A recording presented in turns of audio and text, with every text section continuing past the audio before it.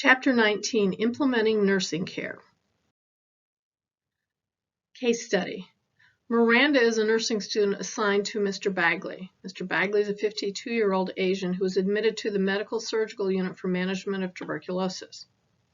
Mr. Bagley travels internationally because of his extensive position with a global company and most likely contracted tuberculosis during his travel. Mr. Bagley's current symptoms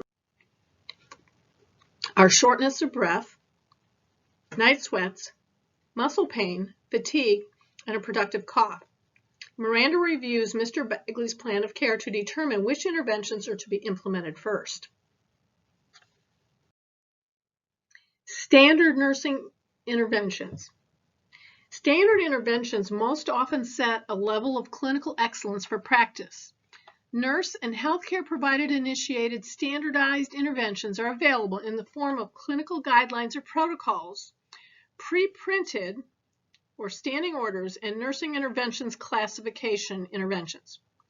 American Nurses Association provides us with standards, and the quality and safety education for nurses' skill competencies also help us. Clinical practice guidelines and protocols is a systematically developed set of statements that helps nurses, physicians, and other healthcare providers make decisions about appropriate healthcare for specific clinical situations.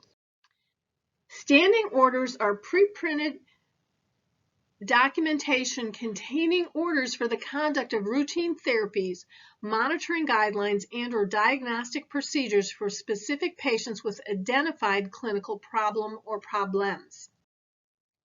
So, nursing interventions classification interventions differentiate nursing practice from that of other healthcare disciplines by offering a language that nurses use to describe a set of actions in delivering nursing care. Standards of practice are used as evidence of the standard of care that registered nurses provide their patients, and then quality and safety education for all nurses. So, reassessing a patient. It's a continuous process with each patient interaction. We review and revise the existing nursing care plan, which allows us to validate a patient's nursing diagnosis, review the care plan, and determine whether the nursing interventions remain the most appropriate for the patient's current needs. Preparing for implementation. Time management, equipment, personnel, environment, and the patient are all important in this process. Implementation skills. You are responsible for knowing when one type of implementation skill is preferred over another and for having the necessary knowledge and skill to perform each. You need cognitive skills, interpersonal skills, and psychomotor skills. Quick quiz. You are writing a care plan for a newly admitted patient. Which one of these outcome statements is written correctly?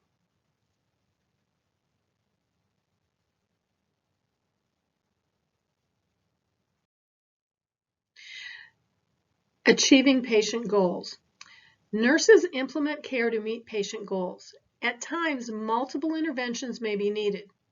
Priorities help nurses to anticipate and sequence nursing interventions. Patient adherence means that patients and families invest time in carrying out the required treatments.